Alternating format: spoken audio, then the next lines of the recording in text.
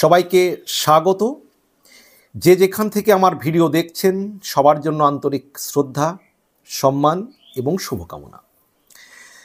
বাংলাদেশ এবং ভারত যে সম্পর্ক এই মুহূর্তে একেবারে সম্পর্কের যে বন্ধুত্বপূর্ণ ভাব সেটা এই মুহূর্তে একেবারে তলানিতে গিয়ে ঠেকেছে।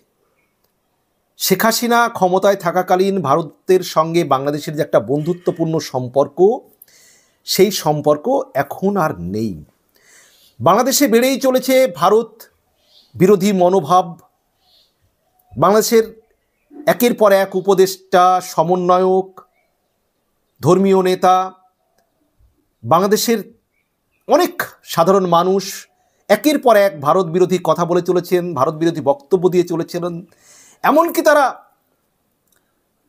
বাংলাদেশের বেশ কিছু উপদেষ্টা, সমন্বয়ক এমন ভাব করছেন সমন্বয়করা যে ভারতের সঙ্গে যুদ্ধের জন্য তারা প্রস্তুত, এরকম একটা পর্যায়ে তৈরি করেছেন।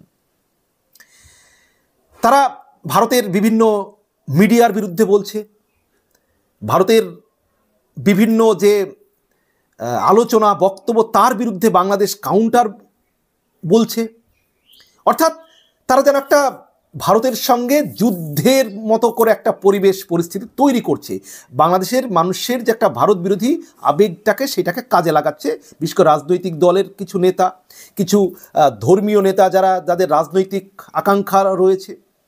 তো এই পরিস্থিতিতে এখন যদি দেখি যে সত্যিই বাংলাদেশ ভারতের সঙ্গে যে একেবারে যুদ্ধ ভাব করছে, কতটুকু শক্তি বাংলাদেশের আর ভারতেরই বা কতখানি শক্তি, দুই দেশের যে সামরিক যে শক্তি কতটা, পার্থক্য কতটা, এ বিষয়ে হিন্দুস্তান টাইমস একটি রিপোর্ট করেছে।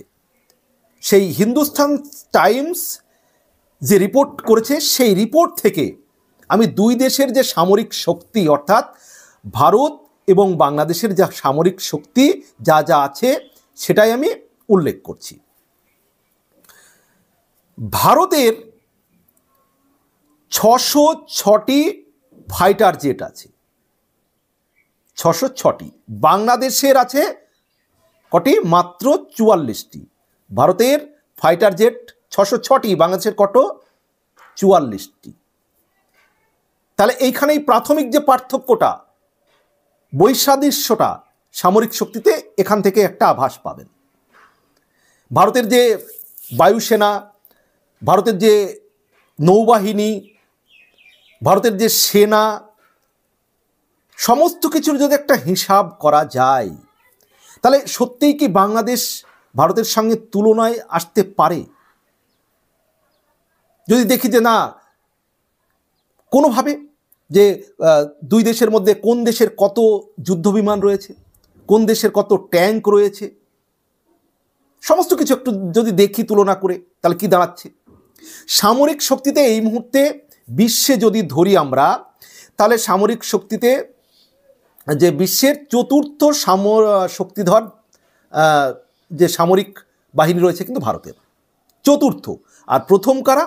একবারে শীর্ষে রয়েছে আমেরিকা, দ্বিতীয় স্থানে আছে রাশিয়া, তৃতীয় স্থানে আছে চীন এবং চতুর্থ স্থানে আছে ভারত। আর বাংলাদেশের স্থান কত জানেন? 37।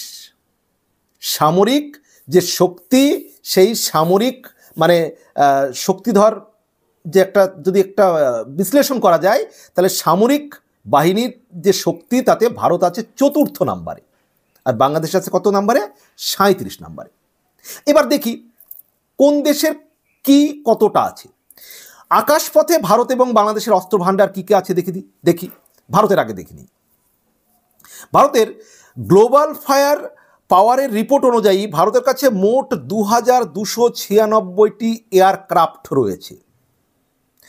যুদ্ধ বিমানের সংখ্যা হলো 606টি আর 869টি হেলিকপ্টার রয়েছে। এয়ারক্রাফট, যুদ্ধ বিমান এবং হেলিকপ্টারের সংখ্যার নিরিখে বিশ্বের মধ্যে 4র্থ স্থানে রয়েছে ভারত। এখন ভারতের হাতে Rafale, Tejas, Sukhoi, SU 30 MKI Mirage 2000-এর মতো যুদ্ধ বিমান আছে। 2019 সালে ভারত বালাকোটে যে এয়ার স্ট্রাইক চালিয়েছিল তাতে মিরাজ যুদ্ধ বিমান ব্যবহার করা হয়েছিল। তখন রাফাল ছিল না ভারতের হাতে। এখন 36টি রাফাল যুদ্ধ বিমান আছে, আরও আসছে রাফাল। এবার বাংলাদেশের দেখি। বাংলাদেশের আছে মোট 216টি এয়ারক্রাফট আছে, যুদ্ধ বিমান আছে 44টি, 73টি হেলিকপ্টার আছে। মোট এয়ারক্রাফটের নিরিখে বিশ্বে 46 নম্বরে আছে বাংলাদেশ। মোট এয়ারক্রাফটের নিরিখে, যুদ্ধ বিমানের নিরিখে বিশ্বে 39 নম্বরে রয়েছে। হেলিকপ্টারের নম্বরে 49 নম্বর স্থানে রয়েছে বাংলাদেশ। দেখুন তুলনাগুলো গেল। এবার স্থলভাগের নিরিখে ভারত ও বাংলাদেশের যে অস্ত্র ভাণ্ডার দেখি। ভারতের আগে দেখিনি, গ্লোবাল ফায়ার পাওয়ারের রিপোর্ট অনুযায়ী ভারতের হাতে 4.614টি ট্যাঙ্ক রয়েছে। রকেট আর্টিলারির সংখ্যা 702।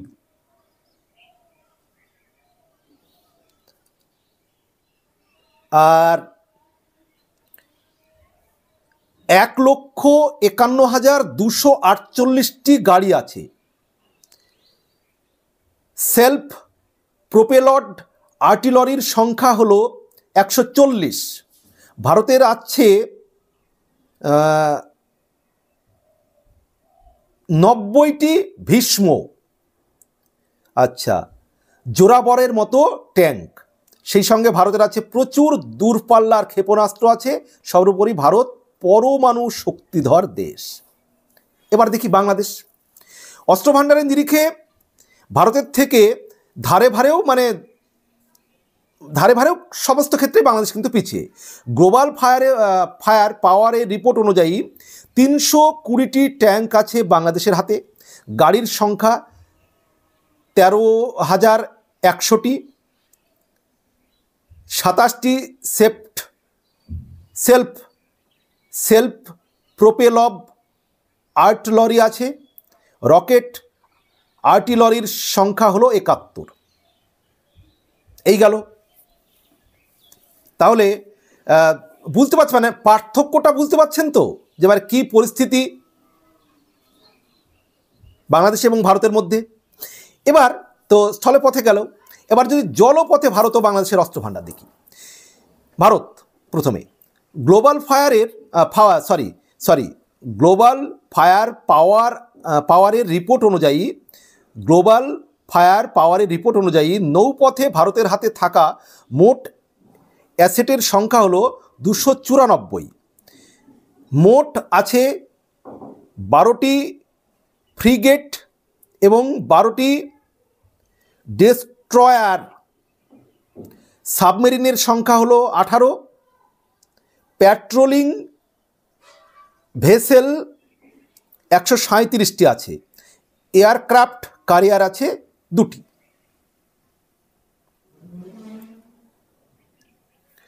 ভারতের এয়ারক্রাফট ক্যারিয়ার 2টির নাম হলো INS বিক্রমাদিত্য এবং INS বিক্রান্ত, যে দুটি জাহাজ থেকে যুদ্ধবিমান ওঠানামা করতে পারবে।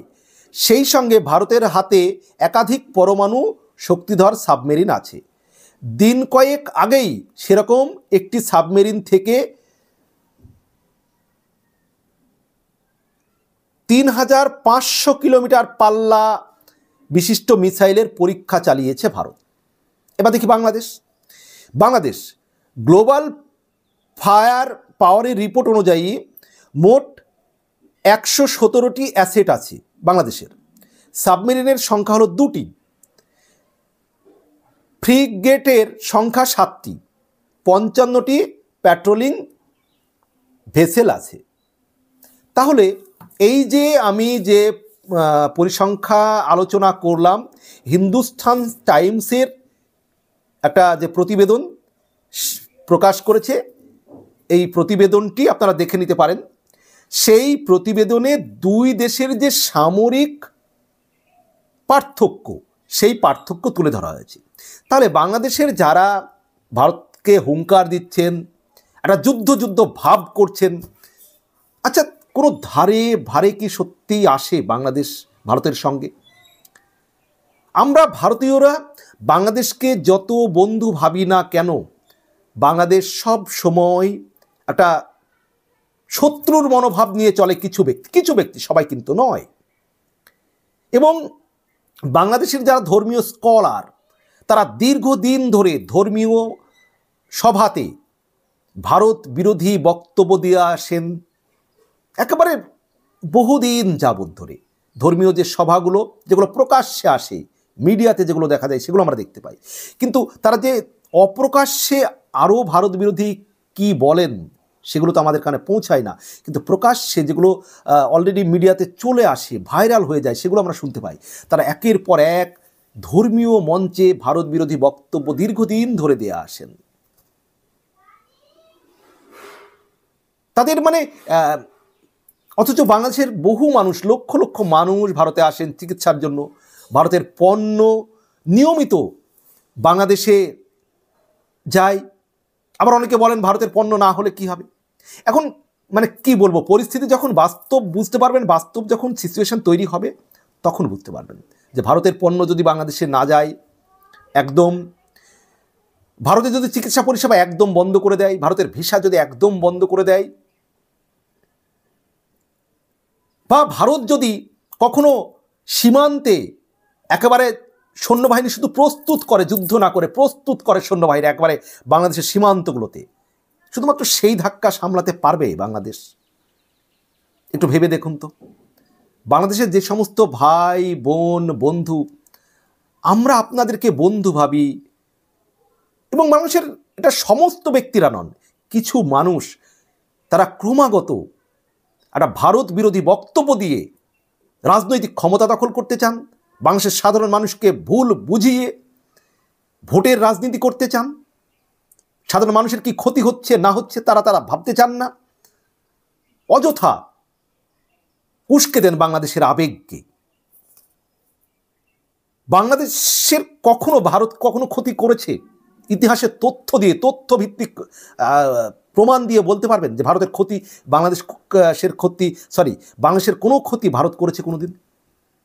বাংলাদেশের অসময়ে সব সময় ভারত পাশে দাঁড়িয়েছে। তথ্য দিয়ে বলতে হবে। আপনি এমনি অপপ্রচার করে দিলেন, বিরোধিতা করে গেলেন ভারতের, তা তো হবে না। তাকে তথ্য দিয়ে বলতে হবে যে কোনো জায়গায় ভারতের ভূমিকায় বাংলাদেশের ক্ষতি হয়েছে বা বাংলাদেশের ক্ষতি করেছে, এমন কোনো তথ্য আছে? তথ্য প্রকাশ করে বলুন তো। না, শুধুমাত্র আবেগ দিয়ে উস্কে দেবেন মানুষকে। বাকি যারা ভিডিওটি দেখছেন, ভারতের বাংলাদেশের সমস্ত বন্ধুদের কাছে অনুরোধ রইল, বিনীত অনুরোধ, আপনারা কি মনে করেন যে সামরিক শক্তি ভারত বাংলাদেশের এই পরিস্থিতিতে, বাংলাদেশ যে একটা, বাংলাদেশের কিছু জনগণের মধ্যে ভারত বিরোধী একটা মনোভাব, এটা যে হচ্ছে, এটা কোনোভাবেই কিন্তু কাঙ্ক্ষিত নয়। বাকি আমার ভিডিও যারা দেখছেন, আপনারা কে কি মনে করছেন, ভারতের যে সমস্ত ভাইয়েরা, বন্ধুরা, স্যার ম্যাডামেরা, বাংলাদেশের বা ভারতের যে কোনো বন্ধুরা, স্যারেরা, ম্যাডামেরা যারাই ভিডিওটি দেখছেন, জানাবেন আপনাদের গুরুত্বপূর্ণ মতামত। বিনীত অনুরোধ রইল। ভালো থাকবেন, সুস্থ থাকবেন। সবার জন্য আন্তরিক শ্রদ্ধা, সম্মান এবং শুভকামনা।